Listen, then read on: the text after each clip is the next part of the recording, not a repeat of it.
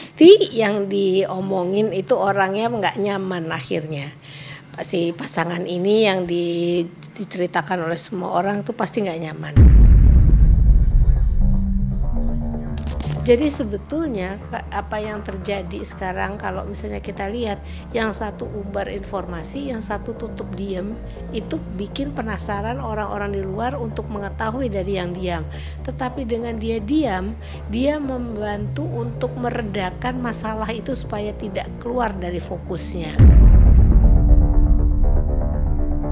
Jadi kalau menurut saya prefer diam aja, bagus itu malah.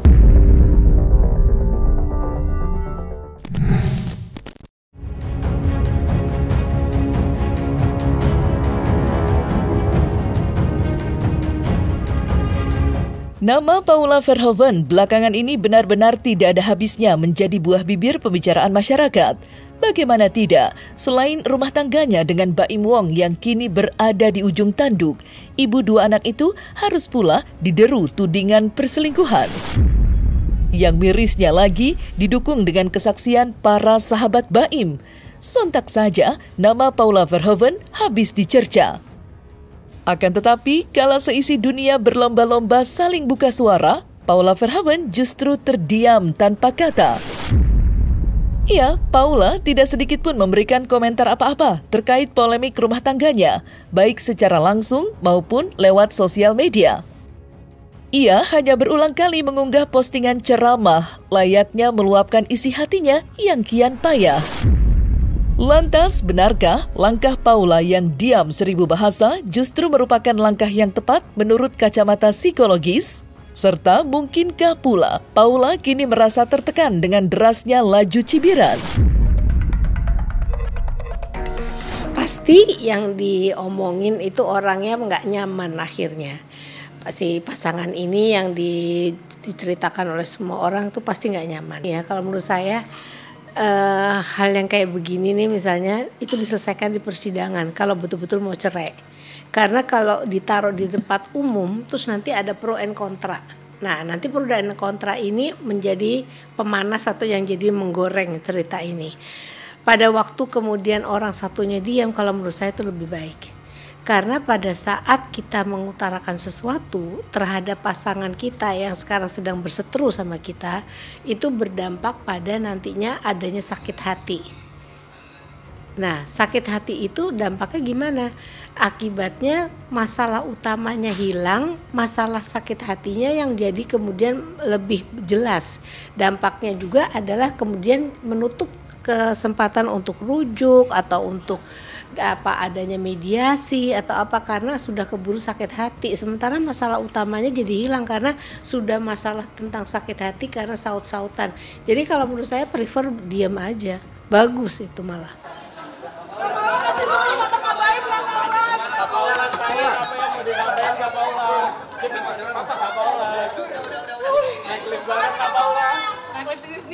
Jadi sebetulnya apa yang terjadi sekarang kalau misalnya kita lihat yang satu umbar informasi, yang satu tutup diam, itu bikin penasaran orang-orang di luar untuk mengetahui dari yang diam. Tetapi dengan dia diam, dia membantu untuk meredakan masalah itu supaya tidak keluar dari fokusnya. Kepribadian tiap orang beda-beda. Ada orang yang kemungkinan dia ibaratnya gini, kalau dia ngerasa bahwa dia cerita kepada orang lain dia akan menjadi lebih lega misalnya kayak gitu. Tapi ada orang yang tidak melakukan hal itu, misalnya kalau dia menceritakan dia takut nanti makin besar masalahnya. Nah orang yang kemudian merasa bahwa dia butuh dukungan dan sebagainya, sering sekali dia kemudian akan menceritakan ini kepada orang lain. Pertanyaan saya, kalau cerita dapat solusi nggak? Kalau tidak dapat solusi, mubazir, nggak usah aja. Menurut saya gitu, nggak usah diceritakan ke orang lain, nggak usah membangun opini agar orang lain mendukung kita, tapi buktikan aja di persidangan, kalaupun itu mau dilakukan. Ini bukan membongkar, Pak. Ini menyampaikan kebenaran. Ya, jadi bahasanya dia ini kebenaran, Bang, harus saya sampaikan. Jadi ini bukan persoalan membongkar atau tidak membongkar. Karena prinsip kita tidak boleh selalu membenarkan hal-hal yang salah dengan cara menutupi hal-hal yang salah itu. Sahabat gue Baim, lo kuat, lo sabar, sampai dia nangis seperti itu, lo kuat, lo sabar, terserah nggak apa-apa Im. Orang-orang netizen bilang, kok curhatnya ke cewek, kok dibikin apa, namanya sahabat, dia bukan curhat ke saya aja kok, ada ke Giovanni Tobing, tahu kan? Boleh membela diri tetapi pada tempatnya. Nanti membela dirinya aja pada waktu ada acara sidang kalau menurut saya gitu. Dan kalau saya lihatnya gini ya, orang biasanya kalau lagi deket sama seseorang seolah-olah jadi seorang yang pembela, memberikan itu biasa banget itu. Lalu kemudian menambahkan bumbu dan sebagainya. Kan nggak tahu juga kenapa hal itu terjadi, video itu bisa terjadi dan sebagainya. Kita semua nggak tahu, mungkin pada sesuatu kesempatan apa. Saya tidak membela salah satu, tidak membela juga si siapa yang laki maupun tidak membela yang perempuan, tetapi intinya saya mengatakan bahwa kalau misalnya itu ditambah dengan gorengan dari teman-temannya menjadi tambah pelik, nanti masalah utamanya nggak kelihatan loh gitu, dan itu yang saya takutkan. Sementara ini nggak main-main membicarakan masalah keutuhan rumah tangga seseorang gitu. Ya pasti kita mendoakan yang terbaik. Semua orang pasti punya masalah ya, semua pasangan berumah tangga pasti ada masalah. Tapi ya tugasnya kita sebagai teman-temannya mereka ya kita cukup mendoakan semoga dikasih jalan terbaik, dikasih ketabahan juga untuk menjalankan semuanya. Tak dapat dipungkiri, sikap Paula memang berbeda 180 derajat dengan langkah Baim Wong. Seperti diketahui, belum lama ini Baim telah membongkar semua yang terjadi di rumah tangganya dalam konferensi persnya pekan lalu. Namun yang menarik, lambat laun pihak Baim terbilang jarang buka suara. Hal itu pun terbukti ketika kuasa hukumnya enggan buka mulut lebih lanjut tentang spekulasi apapun yang terkait dengan kandasnya rumah tangga Baim dan Paula. Hal itu seolah menjadi pertanda jika pihaknya sudah 100% siap untuk menghadapi agenda sidang perdana pada tanggal 23 Oktober mendatang. 23. Iya, Bang. 23. Langsung. 23 enak, langsung ke Baim. Langsung ke Baim. Ya kalau misalkan Baim minta tolong ke saya untuk menjadi saksi atau menemani atau bagaimana ya nggak apa-apa. Ya memang saya tahu semuanya gitu, dan itu memang bukti nyata dan rekaman itu memang saya juga punya. Sidang hari Rabu jam 9 pagi. Baim Muhammad Ibrahim kemarin sudah saya temui dan kita ngobrol. Saya bilang karena ini terkait dengan surat edaran Mahkamah Agung, kamu wajib hadir. Saya siap Bang jam berapa sampai jam berapa, biar saya meluangkan waktu khusus untuk hadir dalam perkara ini. Saya bilang kamu hadir sebelum jam 9, kamu tunggu sampai selesai. Biasanya itu kita ikutin proses yang ada di Pengadilan Agama Jakarta Selatan. Pertama itu pasti adalah memeriksa dokumen. Ya, hakim pasti akan memeriksa dokumen majelis, pasti ditanya pihaknya apa benar, karena ini perkara gugatan cerai terkait dengan sengketa batiniah seseorang. Majelis hakim pasti akan bertanya benar tidak kau mengajukan gugatan ini. Itu dulu yang ditanyakan. Apapun yang terjadi ke depannya, saya sama pengacara saya, ya kita sudah siap apa yang terjadi. Ya, paling itu aja, punten banget, saya nggak akan ada pertanyaan. Saya tahu kemana-mana. Sekali lagi maaf buat semua wartawan. Ya. Udah itu aja sih. Ya, tapi saya sudah diminta sama Baim kita tidak membahas ini sampai tanggal 23. Kalau urusan itu, jadi 23 Anda bisa tanya langsung kepada Baim karena ini sensitif sekali. Yang tahu dia, yang bisa menjelaskan dia. Saya akan membahas secara hukum proses persidangannya seperti apa. Tanggal 23 Baim itu pasti harus hadir sesuai dengan surat edaran. Di situ dia akan ditanya, apakah betul Anda mengajukan gugatan cerai, permohonan ikrar talak? Nah, kalau betul, siapa kuasa hukummu? Kan di situ ditanya. Iya benar. Nanti sesuai dengan surat edaran, maka Anda wajib mediasi. Nah, mediasi ini dikasih batasan waktu 1 bulan. damai tidak damai harus ada keputusan. Artinya kalau keputusannya damai, perkara dicabut, dibuatkan penetapan perdamaian. Tapi kalau tidak jadi perdamaian, maka perkara berproses lebih lanjut.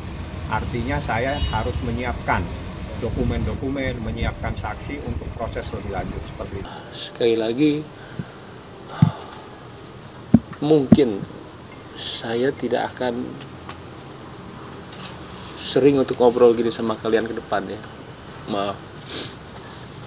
Saya sengaja sekarang begini supaya clear aja. Saya juga saatnya kali ya, bukan membersihkan nama saya, kayak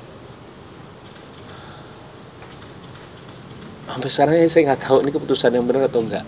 Saya tidak mau mendahului proses di persidangan. Anda ikutin saja tanggal 23. Ya, semoga ginilah, semoga Baim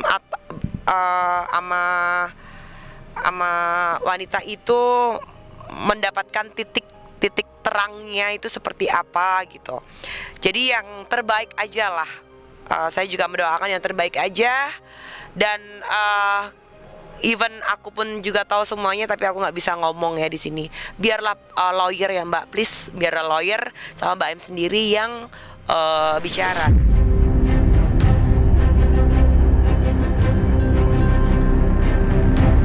Terlepas dari perbedaan sikap kedua belah pihak yang begitu kontras terasa, kandasnya hubungan rumah tangga Baim Wong dan Paula Verhoeven nyatanya masih menyisakan sebuah kisah pilu. Lantaran keduanya telah dikaruniai 2 orang buah hati yang masih sangatlah belia.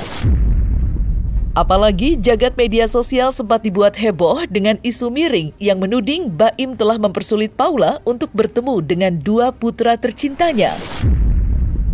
Sebuah kabar yang sontak dibantah tegas oleh Baim serta kuasa hukumnya, Fahmi Bahmid. Lantas, seperti apa pandangan Nur Cahayati dan Bunda Romi menanggapi dampak sebuah perceraian untuk anak dalam kacamata psikologis? Setiap orang tua gitu ya, pasangan suami istri pasti menilai masing-masing bahwa aku adalah pihak yang paling baik dalam mengurus anak-anak gitu ya. Aku adalah ayah yang terbaik, aku adalah ibu yang terbaik gitu. Kalau seperti ini masing-masing mindset dan perspektifnya, nanti nggak ketemu jalan tengahnya. Lalu anaknya justru malah jadi bingung, aku harus kemana nih, harus gimana, harus ngikutin siapa gitu ya. Anak-anak ngikut Baim, karena anak-anak nangis, kata Baim pada waktu itu, nggak mau ditinggal papahnya. Itu yang setahu saya, dan seceritanya Baim ya, saya tidak melebihkan dan saya tidak mengurangkan ya Mas Tom ya. Saya juga, makanya kenapa saya didampingin lawyer, karena saya takut juga ngomong salah-salah, tapi saya tidak mengurangi dan melebihi cerita ini. Kita nggak tahu anak-anak ini milih siapa, apakah dibawa orang tuanya atau tidak. Tapi yang jelas gini, pada saat kita ada masalah dengan pasangan kita, pertama-tama yang saya pikirkan harus dipikir betul-betul bahwa anak ini bukan barang. Anak ini bukanlah sesuatu yang layak untuk diperebutkan. Artinya kalau tidak layak untuk diperebutkan tuh harus melihat kebutuhan anak ini. Pada waktu orang tua bercerai, anak nggak pernah ditanya boleh nggak papa mama bercerai. Mereka bercerai tanpa izin anak sebetulnya. Lalu beban yang paling besar dalam suatu perceraian itu ada di anak. Sehingga pada waktu anak merasa nggak nyaman, terus kemudian dia harus dipaksa ikut ke salah satu sisi, misalnya ke ibunya atau ke bapaknya, itu dampaknya jelek sekali. Kalaupun sudah ketok palu, kalau menurut saya tidak ada istilah harusnya 3 hari di sana, 4 hari di sini. Tanyakan kepada anak dia lagi mau ada di mana, karena anak ini nggak boleh kehilangan kasih sayang bapak dan ibunya. Kalau saran saya, baiknya adalah bertemulah dengan pihak-pihak yang kompeten. Kali ini mungkin dengan psikolog anak gitu ya. Ada proses assessment. Kita tidak bisa sebagai orang awam yang tidak memiliki keilmuan lalu langsung memberikan penilaian bahwa ini anak saya sudah memiliki traumatis gitu melihat ibunya melakukan kekerasan, atau ini anak saya nggak mau ketemu ayahnya karena ayahnya ini kasar gitu. Sarannya adalah datanglah ke pihak yang kompeten. Di dalam peraturan maupun surat edaran Mahkamah Agung maupun jurisprudensi tidak pernah ada satupun putusan yang menyatakan hak asuh anak ada di tangan ayah tapi ibunya dilarang bertemu. Tidak pernah ada. Pasti ada kalimat memberikan akses seluas-luasnya kepada siapa yang tidak mendapatkan hak asuh anak untuk bertemu, untuk memberikan kasih sayang tanpa dibatasi. Artinya tidak boleh ada pembatasan. Hanya secara yuridis, hak asuh itu ada di tangan siapa untuk memudahkan proses pendidikannya, proses perawatannya, dan sebagainya. Itu ada di salah satu, karena orang sudah bercerai, anak ini harus ada kepastian ada di mana. Tidak mungkin dikasih ngambang ke sana kemari, kasihan anaknya. Makanya dibuatkan keputusan hadona, hak pemeliharaan, hak perawatan ada kepada salah satu pihak. Nah, di dalam salah satu pihak, katakanlah pihak A, ada kalimatnya tidak boleh menghalang-halangi si B untuk memberikan kasih sayang. Jadi hadona diberikan dengan memberikan akses seluas-luasnya kepada salah satu pihak yang tidak mendapatkan. Itu surat edaran Mahkamah Agung dan itu jurisprudensi, artinya itu mustahil ada hal-hal yang akan membatasi, dan saya pun tidak mungkin membenarkan karena saya tahu hukum. Idealnya sebenarnya untuk pasangan-pasangan yang sedang dalam proses perceraian gitu ya, topik bahasan yang harus mereka bahas selama proses itu berlangsung adalah bagaimana sih harus mengasuh buah hati yang mereka miliki, gitu ya. Mengapa? Untuk memastikan bahwa dalam prosesnya ini anak-anak ini tidak mengalami perubahan yang begitu ekstrim hingga mempengaruhi kesehatan mental atau emosi mereka, gitu ya.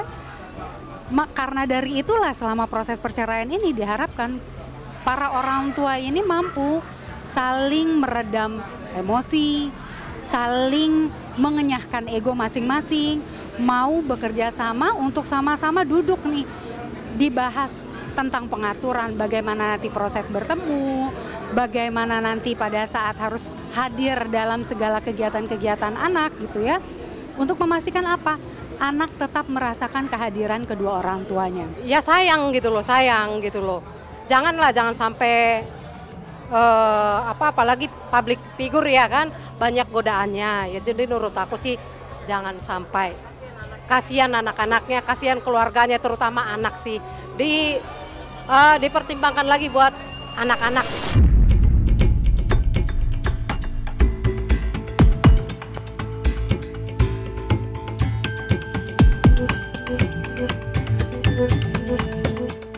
Nah, selesai sudah Cumi Lovers, saksikan terus Cumi Camp In Depth, kabar lengkap, mendalam, dan akurat dari narasumber terpercaya. Dan jangan lupa untuk like, subscribe, dan juga share channel YouTube Cumi Cumi.